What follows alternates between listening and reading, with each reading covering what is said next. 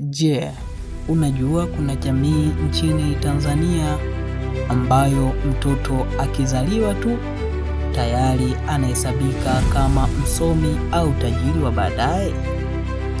Jamii inayokula kitoweo kinachogharimu pesa nyingi kuliko nyama ya ng'ombe, na yenye mfumo wa kifalme uliotikisa miaka ya zamani.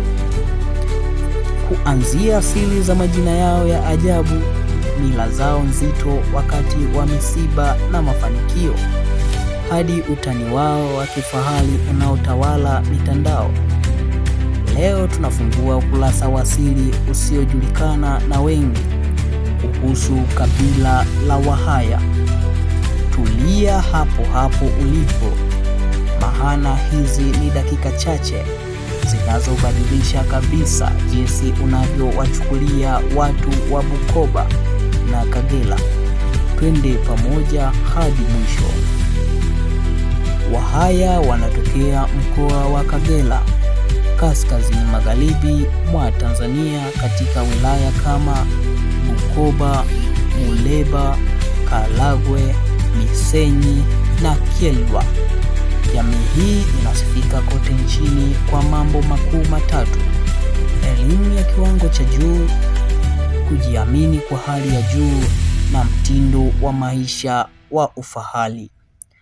Ni jamii iliyotoa wasomi, madaktari na wanasheria wa kwanza kabisa nchini Tanzania, jambo lililowapa sifa ya kuwa watu wenye maono na wanaothamini sana maendeleo. Huwezi kumtenganisha Mhaya na shamba la ndizi linalojulikana kama Ebanja.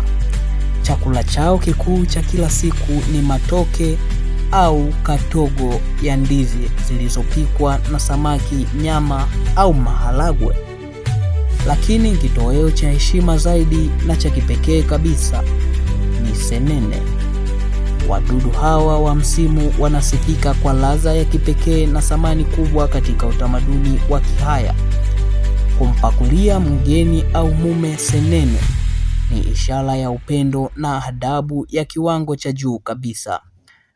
Majina ya Wahaya yana utambulisho wa kipekee sana.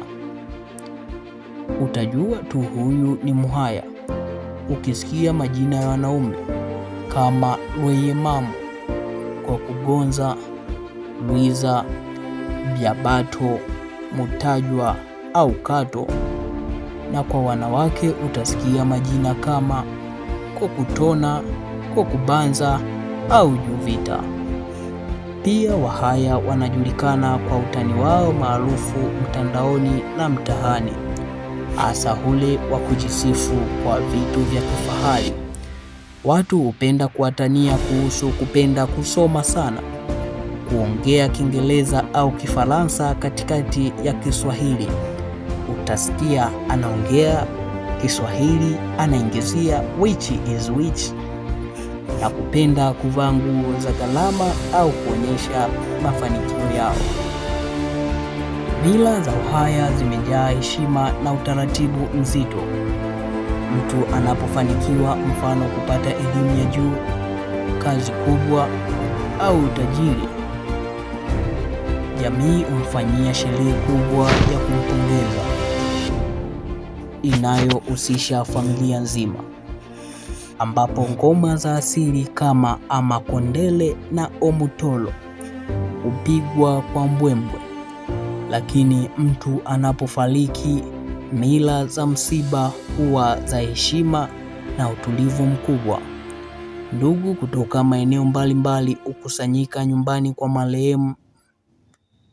Marehemu alizikwa ndani ya shamba lake la ndizi Ebanja, kama ishara ya kutorudi nyuma na kubaki akilinda ardhi ya familia yake.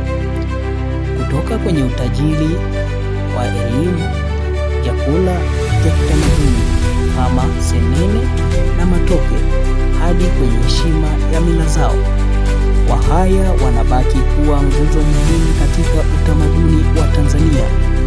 Je, ni jina gani la Kihaya au sifa yao inayokuvutia zaidi? Acha maoni yako chini, kisha gonga like na usisahau kusubscribe ili usipitwe na historia za makabila mengine.